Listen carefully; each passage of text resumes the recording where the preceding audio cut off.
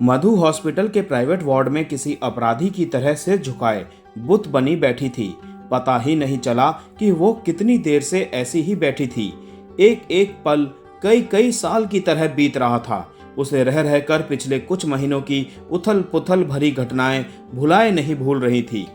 मधु की नौकरी जब शहर की एक बड़ी कंपनी में लगी थी तो घर में खुशी का माहौल था, लेकिन साथ ही मम्मी पापा को यह चिंता भी थी कि अपने शहर से दूर उस अनजान बड़े शहर में बेटी को कैसे भेजें।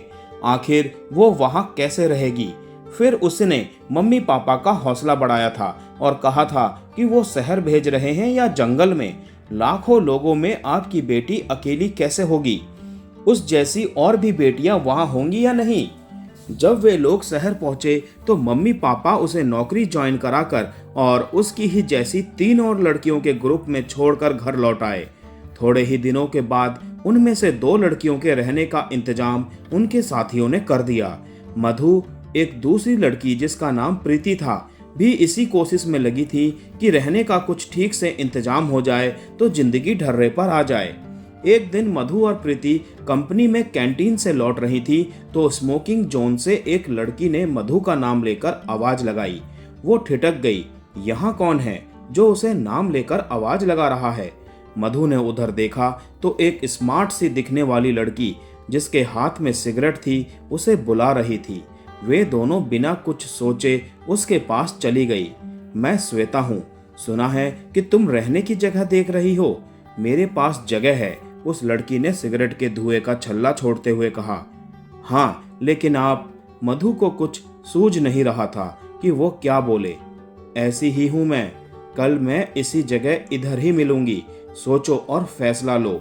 उस लड़की ने सिगरेट का आखिरी कस जोर से खींचा और वहां से चली गई। वे दोनों उसे देखती रह गईं। उन्होंने श्वेता के बारे में पता किया तो पता चला कि वो खुली सोच वाली लड़की है, पर है दिल की साफ। साथ ही यह भी कहा कि वो तलाकशुदा माता पिता की इकलौती औलाद है, इसीलिए इतनी बिंदास है। उसके पास अपना फ्लैट भी है जिसे वो नए आने वालों से शेयर करती है। मधु और प्रीति को तो जैसे मनचाही मुराद मिल गई। उन्होंने फ्लैट देखा और पसंद आने पर उसके साथ रहने लगी। एक दिन श्वेता की तबीयत ठीक नहीं थी, इसीलिए वो उस दिन दफ्तर नहीं गई। जब शाम को मधु और प्रीति घर लौटी तो उन्होंने श्वेता के साथ एक लड़के को बैठे देखा। श्वेता ने बताया कि वो लड़का उसके दूर का भाई है और अब उनके साथ ही रहेगा। यह सुनकर मधु और प्रीति उस पर काफी नाराज हुई, लेकिन श्वेता इस बात पर अड़ी रही कि वो उसके साथ ही रहेगा। उसने तो यहाँ तक कह दिया कि चाहे तो अपने रहने का इंतजाम दूसरी जगह कर सकती हो। यह सुनकर वे दोनों सन्न रह गईं। इसके बाद मधु और प्रीति डरी सहमी उनके साथ रहने लगी।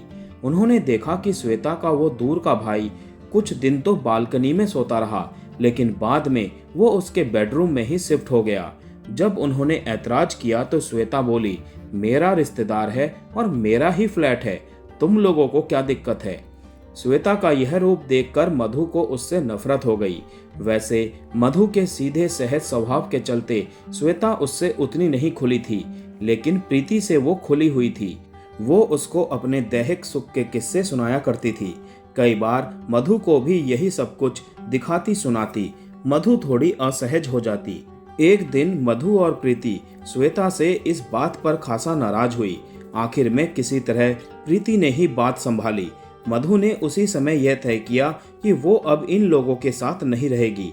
वो अगले दिन दफ्तर में पापा की तबीयत खराब होने का बहाना करके अपने शहर चली गई थी।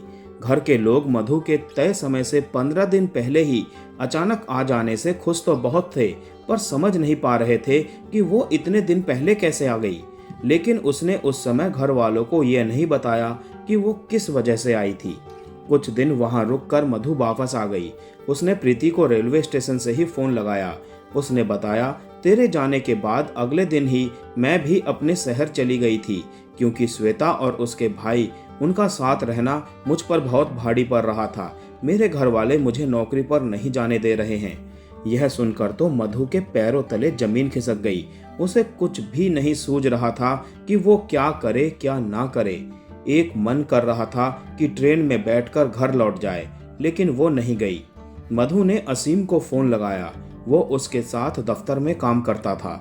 मधु ने रुआसा होते हुए बात की तो उसने हिम्मत दी। फिर रेलवे स्टेशन आ गया। असीम ने मधु को समझा बुझाकर श्वेता के फ्लैट पर रहने के लिए राजी किया। वो उसे वहां लेकर भी गया। श्वेता और उसका भाई, जिसका नाम कुणाल था, उनको देखकर हैरान रह गए। फिर सहज होते हुए श्वेता ने मधु को गले लगा लिया। अरे वाह, तू भी वेल डन। श्वेता ने असीम की ओर देखकर उसे एक आंख मारते हुए कहा, तू जैसा समझ रही है वैसा कुछ भी नहीं है। मधु एकदम सकपका गई। कोई बात नहीं यार, शुरू में थोड़ा अटपटा लगता है, फिर मजे ही मजे, श्वेता बोली। तू गलत समझ रही है। मधु ने उसे फिर समझाने की कोशिश की, लेकिन उसने उसके मुंह पर उंगली रखकर चुप रहने का इशारा किया और फ्रिज से कोल्ड ड्रिंक निकालकर सबको देने लगी। असीम कुछ समझ नहीं पा रहा था या समझ कर भी अनजान बन रहा था, कहना मुश्किल था। फिर बातों ही बातों में श्वेता ने अपने और कुणाल के बारे में सब कुछ बेबाकी से बताया। मधु की उम्मीद के उलट कुणाल ने उन सबको बड़ी सहजता से लिया था। जब असीम वापस जाने लगा तो उसने कहा कि वो मधु के रहने का दूसरा इंतजाम करेगा और यह भी कि तब तक वो बार बार आता रहेगा। मधु किसी तरह मन मारकर वहीं रहने लगी। हमारी कोई शादी नहीं हुई तो क्या फर्क पड़ता है, देखेंगे, जब जरूरत लगेगी तब कर लेंगे, ऐसे रहने में क्या बुराई है, श्वेता अक्सर मधु से बातें करते हुए कहती थी। मधु को कई बार यह भी लगता था कि वो सच ही तो कह रही है। एक दिन मधु शाम को दफ्तर से घर लौटी तो पाया कि श्वेता और कुणाल ब्लू फिल्म देख रहे थे। मधु को लगा जैसे वो उन दोनों का बेडरूम ही हो। उनके कपड़े यहाँ वहाँ बिखरे पड़े थे, शराब की बोतल मेज पर खुली रखी थी। वे दोनों उस फिल्म में पूरी तरह डूबे हुए थे। अजीब सी आवाजों ने मधु को असहज कर दिया था। वो जल्दी से अपने कमरे की ओर बढ़ी तो श्वेता ने उससे कहा, हमारे साथ बैठो और जिंदगी का मजा लो। मधु ने उसे अनसुना करके खुद को कमरे में बंद कर लिया। फिर यह सिलसिला चलने लगा। असीम भी अक्सर वहीं आ जाता था। मधु आखिर कब तक अपने को बचा पाती। उस पर भी उस माहौल का असर होने लगा था। अब वो भी यह सब देखने सुनने में मजा लेने लगी थी। एक शनिवार को असीम ने कहीं पिकनिक पर जाने का प्रोग्राम बनाया तो मधु मना नहीं कर सकी। वो सारा दिन मजे और मस्ती में बीत गया। रात होते होते बादल घिरने लगे। थोड़ी ही देर में तेज बारिश होने लगी और वे अपने शहर की ओर चल दिए। मधु के मना करने के बावजूद असीम उसे घर तक छोड़ने आया था और आते ही सोफे पर पसर गया था। थोड़ी ही देर में उसे गहरी नींद आ गई थी। मधु ने असीम को थोड़ी देर सोने दिया, फिर उसे जगाकर वहां से जाने को कहा। इतने में टेलीविजन पर उनके फ्लैट के पास वाले मॉल में बम धमाका होने की खबर आई। पुलिस हरकत में आती तब तक वहां दंगा शुरू हो गया था। श्वेता और कुणाल खुश हो रहे थे कि दंगा होने से कंपनी से छुट्टी मिलेगी और वे मजे करेंगे। असीम वहां से न जा पाने के चलते बेचैन था और मधु उससे भी ज्यादा परेशान थी कि आखिर रात को वो कहाँ रुकेगा। असीम ने जाने की कोशिश की और मधु ने उसे भेजने की, पर पुलिस ने शहर के हालात का हवाला देकर उनकी एक नहीं सुनी। उन्हें वहीं रुकना पड़ा। मधु न जाने क्यों मन ही मन डर रही थी। श्वेता और कुणाल सोने चले गए थे। मधु ने असीम को चादर तकिया देकर सोफे पर सोने को कहा, फिर वो भी सोने चली गई। अचानक मधु की रात को नींद खुली तो देखा कि असीम उसके जिस्म से खेल रहा था। वो चीख पड़ी और जोर से चिल्लाई।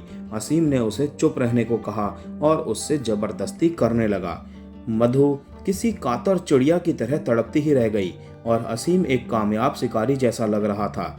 मधु चिल्लाते हुए ड्राइंग रूम में और उसके बाद उसने श्वेता के बेडरूम का दरवाजा जोर से बजाया। श्वेता और कुणाल तकरीबन अधनंगे से बाहर आए।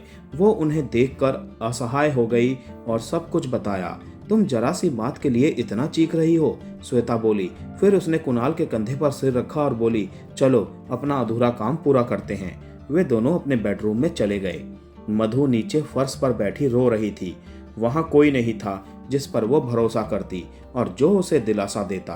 फिर वो अपने आप को किसी तरह संभालने की कोशिश कर ही रही थी कि उसने अपने माथे पर किसी का हाथ महसूस किया। देखा तो असीम था।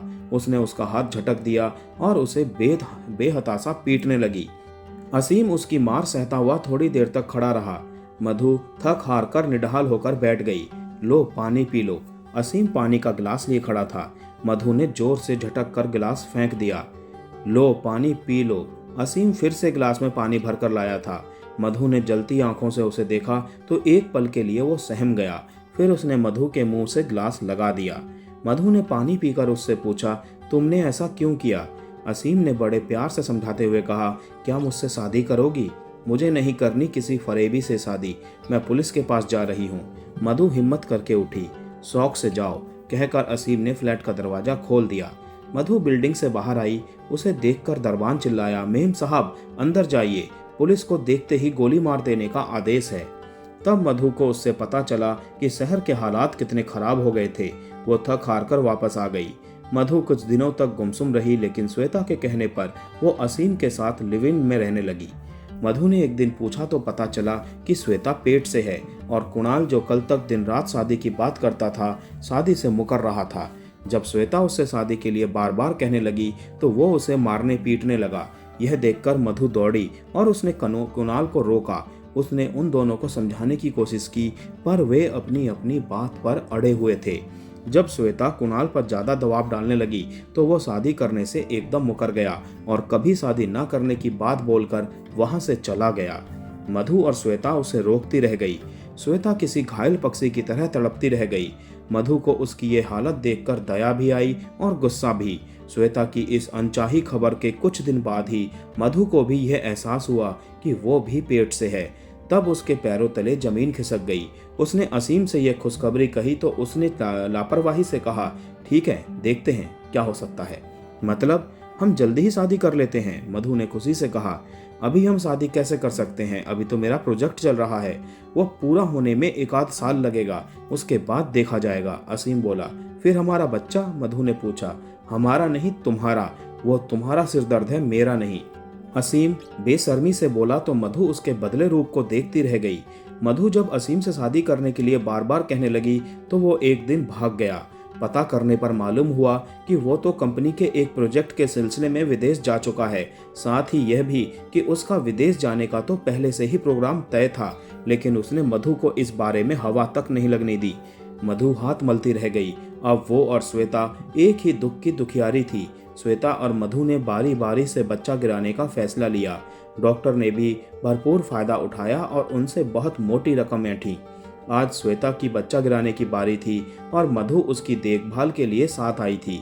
कल को उसे भी तो इसी दौर से गुजरना है। अचानक दरवाजे पर हुई हलचल ने मधु का ध्यान तोड़ा। नर्सिंग स्टाफ श्वेता को बेसुध हाल में बिस्तर पर लिटा गया। मधु खुद को श्वेता की जगह रखकर ठगी सी बैठी थी। उन्होंने जिस सुख को अपनी जिंदगी मान लिया था वो मरीचिका की तरह सिर्फ छलावा साबित हुआ था। तो दोस्तों, कैसी लगी आप लोगों को ये कहानी, कमेंट करके जरूर बताइएगा। मिलते हैं अगली कहानी में, तब तक के लिए आप सभी को tata bye bye, take care.